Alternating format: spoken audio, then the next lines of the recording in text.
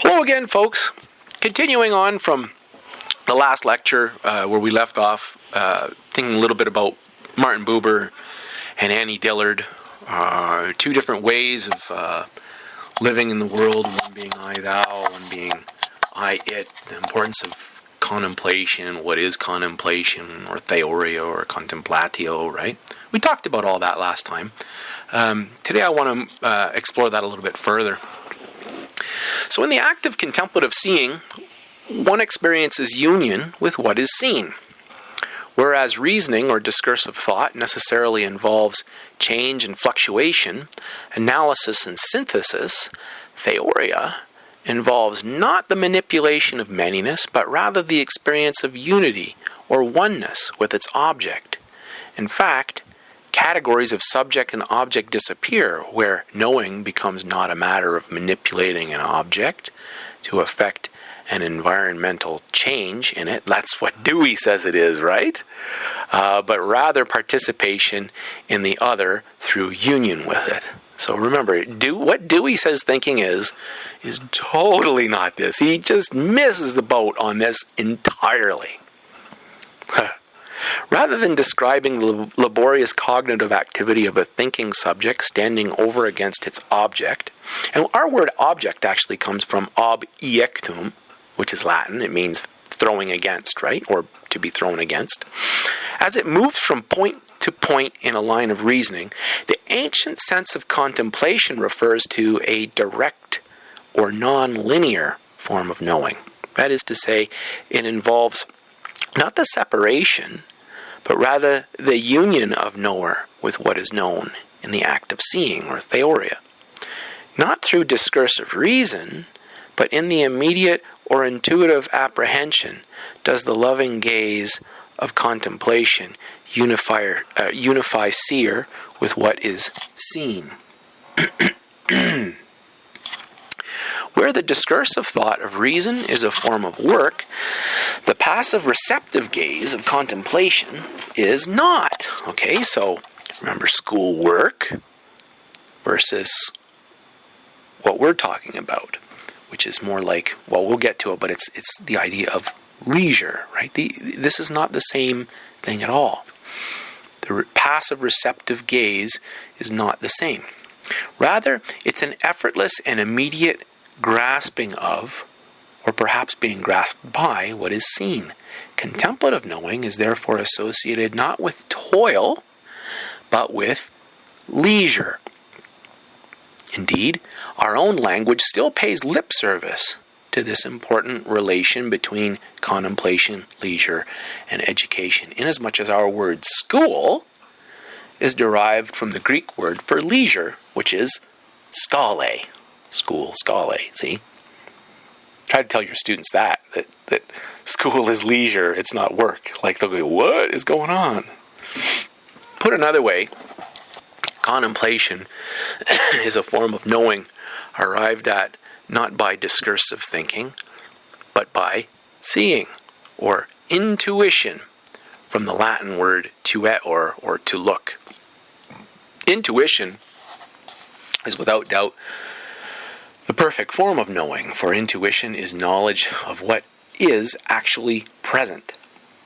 The parallel to seeing with the sense is exact. Thinking, on the other hand, is knowledge of what is absent, or maybe merely the effort to achieve such knowledge. The subject matter of thinking is investigated by way of something else, which is directly present to the mind, but the subject matter is not seen as it is in itself. The medieval philosopher Thomas Aquinas says that the validity of thinking rests upon what we perceive by direct intuition. But the necessity for thinking is due to a failure of intuition. Reason is an imperfect form of intuitive knowing. Contemplation, then, is intuition. That is to say, it's a type of knowing which does not merely move towards its object, but already rests in it. So from the ancient perspective, right, there is no deeper sort of knowing and experiencing than theoria. And this is an important thing to remember too, folks. I mean, one of the reasons why Dewey shits all over theory is because he thinks that the only people that can do it are smarty pantses and academics and people who can talk, the way that he talks, which in my experience, most people can't even follow what the hell he's saying half the time because it's so convoluted and it's just, I think mostly, in B.Ed programs, student teachers really don't enjoy reading Dewey for these reasons, which is ironic. But anyway, what is important to remember about what the ancients say about theoria or theory is that it's available to everyone. It's not this high society, highbrow or esoteric or way of talking. It's not that at all. The philosopher, the mystic, the poet, the musician, the creative artist, the meditative practitioner all cultivate a desire for the highest and most beautiful of all sights. However, another implication of this lost ancient understanding of theoria is that it is an experience that is fundamentally human. It is not what we take today to be arcane theoretization or mental gymnastics with concepts and esoteric metaphysical jargon. Theoria, as the experience of beholding what is not elitist. Nor is it unverifiable, for it simply is. Nor is it to be identified with the a priori. Rather, it is available to everyone who is open to ordinary, or rather, originary experiences. Josef Pieper points out that contemplative seeing need not be understood as an activity restricted to the most spiritually refined and capable adepts.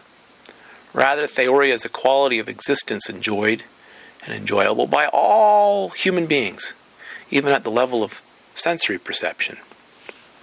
And certainly it's a mode of existence and a kind of pleasure that is open to and inviting for students of all ages. There is, in his view, a contemplative way of seeing the things of creation. Let me give you this quote. This is one of my favorite quotes from Pieper. A man drinks, at last, after having been extremely thirsty and feeling refreshment permeating his body, thinks and says, "What a glorious thing is fresh water." Such a man, whether he knows it or not, has already taken a step toward that seeing of the beloved object, which is contemplation. How splendid is water! A rose, a tree, an apple, a human face. Such exclamations can scarcely be spoken without also giving tongue to an assent and affirmation which extends beyond the object praised and touches upon the origin of the universe. Who among us has not suddenly looked into his child's face, in the midst of the toils and troubles of everyday life, and at that moment seen that everything which is good is loved and lovable, and loved by God? Such non-rational, intuitive certainties of the divine base of all that is can be vouchsafed to our gaze even when it's turned toward the most insignificant-looking things, if it is only a gaze inspired by love. That, in the precise sense, is contemplation. See, it's not a snobby thing like what Dewey would say. It's not anti-democratic like what Dewey would say, right? Theoria is non-objective knowing by loving. One of my favorite guys is this guy. He's a Canadian. He's a philosopher. His name's George Grant. And here's a quote from him. "Our various journeys out of the shadows and imaginings of opinion into truth depend on the movements of our minds through love into the lovable." Grant wrote a lot about how technology affects our ability to contemplate, how technology and the technological mindset, right, the technological paradigm of knowledge and understanding, how these things really contort, flatten, maybe deaden us, numb us in a way to this sort of experience that Josef Pieper just articulated. Technology, knowing through mastery and making. It's this subject-object division or separation, this objectivity in knowing, right? Got to be that way if you're going to technologize. Versus knowing by loving, which is what Grant is interested in, right? This is how we come to know justice and beauty and friendship and the soul, or I guess if you want to say God.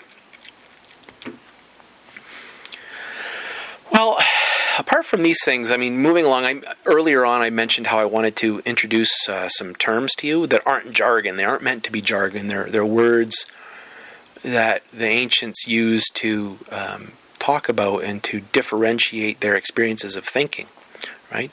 And I want to say that they're not jargon. They're kind of like the Inuit using different words for different kinds of snow. All right. So let's talk about the Latin-speaking people. They use two words. One is ratio, and the other is intellectus. And in a corresponding way, the Greeks used two words, one being dianoia and one being noesis. Well, what's ratio mean and what's intellectus mean? Well, ratio designates the experience of the activity of reasoning or analyzing, synthesizing, and manipulating ideas in order to make sense of them. Ratio is the rough equivalent of dianoia. Ratio concerns the diverse, the mutable, and that which could be otherwise, the contingent, right? Ratio involves the mind at work, toiling. The mind actively applying itself to figuring things out, right? Pounding away at a problem, moving through a series of steps and trying to figure stuff out. This is work. Intellectus is this power of the mind, and the Latin word for mind is mens, whereby the knower grasps what is known without resort to discursive reasoning, often called intuition, from the Latin again, to or to see. The rough equivalent here is noesis in Greek. So intellectus is not the function of the mind at work, but rather the mind passively receptive and open to what is. All right, so the one's active, the other one's passive. See? Intellectus concerns what always is, not what is diverse, what is immutable, or rather what is mutable, but what it wants to seek out is what is immutable. There we go. I've got this poorly worded here. And what is beyond the power of discursive thought, only being graspable by that part of a human being that is not strictly mortal, but participates in divinity. All right. So, inasmuch as your intellectus is activated, in a way, you're transcending your own mortality here. This is an immortal aspect of you, because it attains to immortal or imperishable ideas or imperishable aspects of reality. Intellectus was always ranked more highly than ratio as a superior form of knowing, because it grasps its object directly, right? Ratio is indirect. It goes from point to point to point to point. Here we have direct grasping. Boom, all at once. The exercise of intellectus is the highest modality of philosophy. And yet intellectus is certainly not an elite activity, nor is the exercise of the intellect the sole prerogative of philosophers. All right, so again, there's no snobbery here, folks. Where Latin authors use the terms ratio and intellectus to distinguish the discursive power of thinking from contemplative cognition, Greek authors spoke in terms of dianoia, which I guess we could translate as thought, and noesis, which we could translate as intellection. Dianoetic thought includes the deductive, inductive, and evaluative use of fundamentals or principles. The word in Greek for beginnings or first things is archai, right? Archai, discovered by the mind. Whether these underlie the functioning of a specific scientific discipline, whether they serve as the axioms or axiomata of mathematics, whether they include the foundational principles of any given art, or stand as the basic cultural presuppositions or first things of a culture or a community. Dianoia applies to these archai, or rather applies these archai downward into the realm. And I'm using downward just cheaply here, just as a metaphor, right? You could even say, in a horizontal fashion, I guess. It applies them downward into the realm of human activity. Noesis, by contrast, takes up, or anheiresis, right? That's the Greek word for taking up, anheiresis. It takes up all archai towards their true beginning, or ground, as the ancients would say, the arche. In this regard, Noesis names that desire of the intellectus not just to see, but to see what is in its entirety, and to grasp through its gaze the very ground of all that is. It's a bit different of a thing, right? So, dianoia on the one side, noesis on the other. Dianoia is like thought or thinking. It includes calculation, deductive and inductive reasoning to manipulate objects of thought or thinking. Dianoia is cognitive activity that reasons downward from the axioms or principles of any given discipline or field of study. It takes these axioms or archai and applies them, right? That's what I mean by downward. It's maybe a poor translation, but that's what I mean. It just applies them in the operations of the various arts and sciences. That's what you're doing. Dianoetic thought in any science or art might also recognize when a given idea or application conflicts with the principles fundamental to its particular branch of study. It includes evaluating data according to the established first principles of the various disciplines or cultural values, right? You know the cultural values of your group? And then you just say, well, these in my country, this is what we do, and here's the options that I have before me, and now I apply them, and I say, okay, well, given my cultural background, this is what I should be doing, something like that. Noesis, on the other hand, or intellection, does not apply reasoning downward from the various archai, but takes these archai themselves upward. The various axioms, principles, hypotheses of the disciplines and fields of knowledge are themselves tested. Right? You don't start with them and just that's it. You you're beginning with them, but you're taking them up to their true beginning and source. Right? You're asking, what is the ground for these beginning things themselves? What relation do they have to the big beginning, the divine archai? Or arche, sorry. It is through noesis that we aspire to know the highest things, and it is this form of thinking that orders the psyche. Philosophic inquiry, or the pursuit of wisdom, takes noesis as its primary mode of cognition. So noetic operations transcend the archai, as they are given, both in cultural beliefs and in the highest available standards of the various arts and scientific disciplines, and the theories, in quotes, that are built from them. Whenever noesis is engaged, that is, whenever the mind reaches out for the ground of all of its knowing and the source of all that is knowable, the axiomatic is itself judged dialectically according to its relation to the first beginning, or arche, which itself is grasped at the apex of noetic activity in the contemplative gaze, or theoria. So a little chart here for you. I've tried to chart things out as best as I'm able here. You can see the two directions. There's noesis, right? Noesis. You take whatever the first principles are. First principles themselves are, these things that we begin with, in whatever field of study it is, whatever science it is, whatever art we're learning, right? And we apply them downward. And if we're doing it in the sciences, it leads to intellectual virtues and knowledge. If we're applying them into the world of activity and making, in arts, we get excellence in doing and in practice and in producing and in making.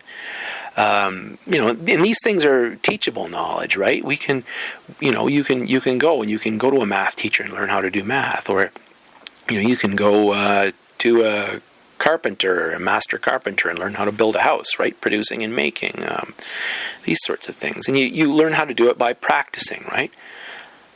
So that's how dianoia works. But noesis is where we start with those archai, and rather than applying them into the world of affairs and things that we, these different disciplines and studies, practices is making, we actually ask, what is the relation between those things and the good, or the ground of truth, or beauty itself, right? What relation do those things bear to this?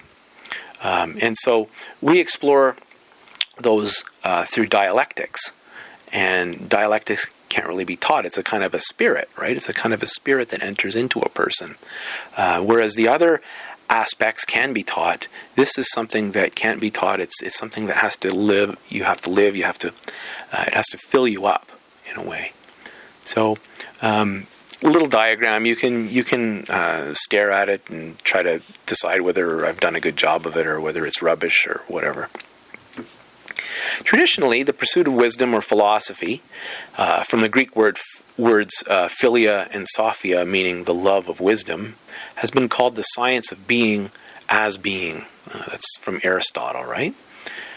Or of the things that are, due to its character as a noetic activity, as opposed to a scientific or a dianoetic one. However, the noetic pursuit of wisdom is not the exclusive preserve of philosophers. For instance, the Vipassana meditation of the Buddhist, or the Samatha meditation of the Yogin, contemplative prayer of the Christian, or the Jewish person, or the Muslim practitioner. All these embody the upward movement or anhirasis of the mind towards its ground. Moreover, the activity of the intellectus is certainly not to be conceived of as an elite activity. Indeed, Plato remarks in his Phaedrus that lovers of beauty, or philokaloi, also relish the noetic movement of the intellectus, as do musical souls, or for that matter, souls of a loving or erotic nature. In short, any time we come to know what is by loving, that is, when we experience knowing as joy, in the appreciation of our union as seers with what is seen, we're engaging in theoria. Let's redirect our attention and education towards noesis and contemplation. So much of what we do, we focus on the other aspects, right? The more critical analytic aspects. What about this? What about this? Not the applied, but what about this form of thinking? It's important to recognize that noetic and dianoetic activity may never be completely divorced from one another. We actually do both. For this reason, the ancients held knowing to be a unity of ratio and intellectus.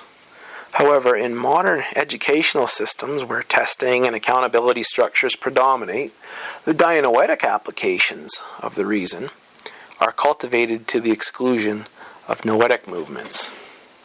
All right, so really, part of the problem here, I think, is in modern times, there's been a loss of awareness of this other aspect of thinking called noesis, because we're so fixated on measuring the dianoetic skills that our students are cultivating. According to ancient understanding, the exclusively dianoetic machinations and calculations of the ratio cannot bring about a knowledge of the highest good, or summum bonum, that might enable us to know the true measure or metron of all other goods we enjoy. For instance, the ratio may enable us to innovate technologically or to progress scientifically, but the movements of the ratio, no matter how adept, cannot tell us which innovations are good and which are not. They tell us to what end. We ought to innovate. or they cannot tell us which end we should innovate towards. In other words, the sort of learning that we do today in schools is insufficient to cultivate wisdom. So without also attending to and cultivating the noetic component of our rationality, we're left with only our own diverse passions and appetites as the means to make decisions about such things.